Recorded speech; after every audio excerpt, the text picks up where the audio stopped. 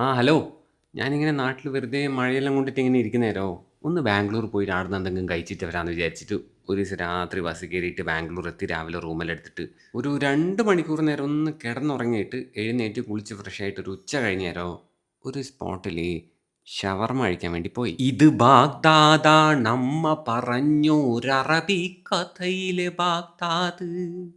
ഈ പാട്ടിന് അല്ലെങ്കിൽ ഈ കവിതയ്ക്ക് ഇവിടെ എന്ത് പ്രസക്തി എന്ന് ചിലരെങ്കിലും വിചാരിക്കുന്നുണ്ടാവും. ഈ പാട്ടിന് അല്ലെങ്കിൽ ഈ കവിതയ്ക്ക് ഇവിടെ വലിയ പ്രസക്തിയുണ്ട്. കാരണം ഈ കടേൻ്റെ പേര് തന്നെ ബാഗ്ദാദ് എന്നാണ്. ഇവിടുത്തെ മെയിൻ ആയിട്ടുള്ള 2 ഐറ്റംസ് ഷവർമയാണ്. ചിക്കൻ ഷവർമയുണ്ട് ഇവിടെ, പിന്നെ മട്ടൻ ഷവർമയുണ്ട്. രണ്ടും പറഞ്ഞിട്ടുണ്ട്. ചിക്കൻ ഷവർമേൻ്റെ രൂപത്തിൽ തന്നെയാണ് പറഞ്ഞിട്ടുള്ളത്. മട്ടൻ ഷവർമേൻ്റെ രൂപത്തിലല്ല, വേറെ ഒരു കുറച്ചൊരു ഡിഫറെൻറ്റ് വേല പറഞ്ഞിട്ടുള്ളത്. ഓക്കെ, ഇതാണ് ചിക്കൻ്റെ ആ ഐറ്റം. ചിക്കൻ ഷവർമ മറിയ മീൽ 247 റുപ്പീസാണ് ഇതിൻ്റെ റേറ്റ്.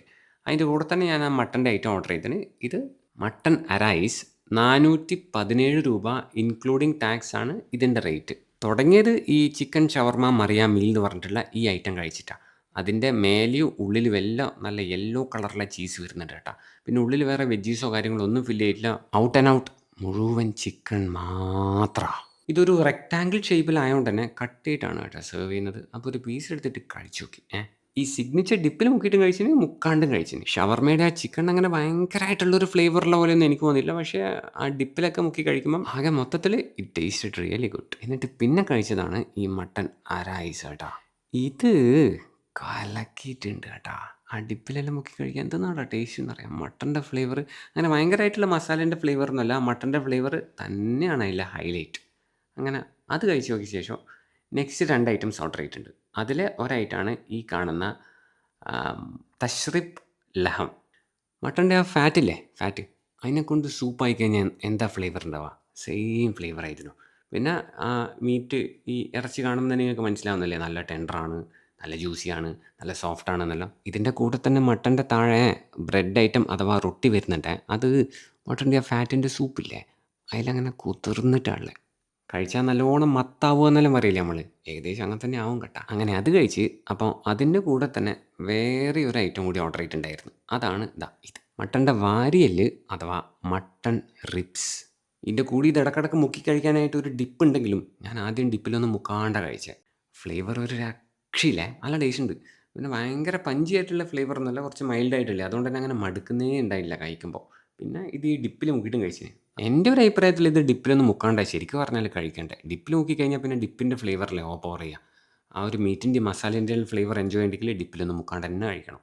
അപ്പോൾ അങ്ങനെ അതെല്ലാം കഴിച്ച് അവസാനം ഒരു ഡെസേർട്ട് കഴിച്ചാളെന്ന് വിചാരിച്ചിട്ട്, ലേശൊരു മധുരൈ കളിയാന്ന് വിചാരിച്ചിട്ട് ഇവിടുത്തെ കുനാഫ ഓർഡർ ചെയ്ത് അതിൻ്റെ മേലെ ഐസ്ക്രീമൊന്നുമില്ല, ഷുഗർ സിറപ്പ് മാത്രം വെച്ചിട്ട് ഇങ്ങനെ 2, 3, 4, 5, 6 പീസ് എടുത്തിട്ട് കഴിച്ച്.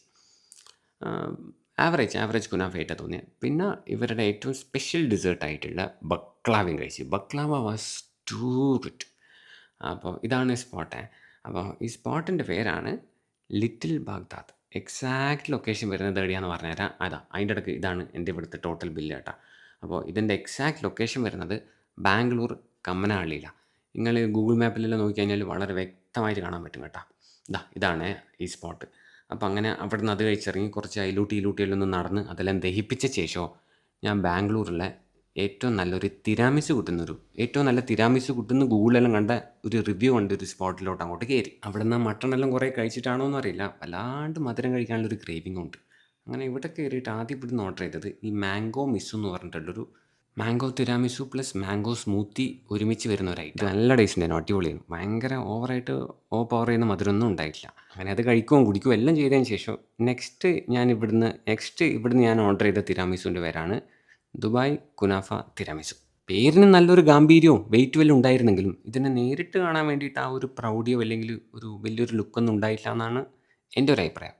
അങ്ങനെ പതുക്കെ ആ മരത്തിൻ്റെ സ്പൂൺ അങ്ങോട്ട് കുത്തി ഇറക്കിയിട്ട് കഴിച്ച് നോക്കിയാൽ കുഴപ്പമില്ല, ഭയങ്കര ടേസ്റ്റ് ഉണ്ടെന്ന് പറയുന്നില്ല, but still it was good എന്ന് പറയാം. എക്സ്ട്രാ ഓർഡിനറി ഒന്നല്ല.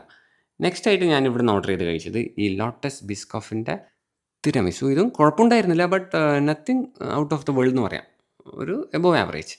അങ്ങനെ അത് കഴിച്ച ശേഷം നെക്സ്റ്റ് ഇവിടുന്ന് ഞാൻ കഴിച്ചാണ്. ഞാൻ ഇവിടുന്ന് കഴിച്ചതിൽ വെച്ചിട്ട് എനിക്ക് ഏറ്റവും ഇഷ്ടപ്പെട്ട തിരാമിസു അതാണ് ഈ ഫെറേറോ റോഷർ തിരാമിസു. അത് കഴിക്കുമ്പോൾ കുടിക്കാൻ വേണ്ടിയിട്ട് ഞാനൊരു ക്യാപ്പിച്ചീനോ ഓർഡർ ചെയ്തിന്. എന്നിട്ട് ആ തിരാമിസു ക്യാപ്പിച്ചീനോയിൽ മുക്കിയിട്ടും കഴിച്ചിന്. ഒരു രക്ഷ ഉണ്ടായിട്ടില്ല കേട്ടോ. അങ്ങനെ നിങ്ങൾ കഴിച്ചില്ലെങ്കിൽ ഒന്ന് കഴിച്ച് നോക്കൂ. ഭയങ്കര ടേസ്റ്റാണ്. പിന്നെ ഒരു ബട്ടർ ചിക്കൻ പാസ്തയും കഴിച്ച്. അതിൻ്റെ അകത്ത് ചിക്കൻ്റെ ക്വാണ്ടിറ്റി കുറച്ചും കൂടെ കൂട്ടായിരുന്നു എന്നാണ് എൻ്റെ ഒരു അഭിപ്രായം. But flavour was really good. അങ്ങനെ അതും കഴിച്ച്. അപ്പോൾ ഈ സ്പോട്ട് വരുന്നത് ബാംഗ്ലൂർ കമ്മനഹള്ളി PNS ലേഔട്ടിലാണ്. സ്പോട്ടിൻ്റെ പേര് ലക്ഷ്മിസു. ഗൂഗിൾ മാപ്പിലെല്ലാം വളരെ വ്യക്തമായിട്ടുണ്ട് കേട്ടോ ഇതിൻ്റെ ലൊക്കേഷൻ. അങ്ങനെ അവിടുന്ന് മധുരം കഴിച്ച് ഒരു 3 കിലോമീറ്റർ ഞാൻ വെറുതെ നടന്നിന്. അങ്ങനെ നടന്നേരോ പിന്നെയും എനിക്ക് വിശക്കാൻ തുടങ്ങി.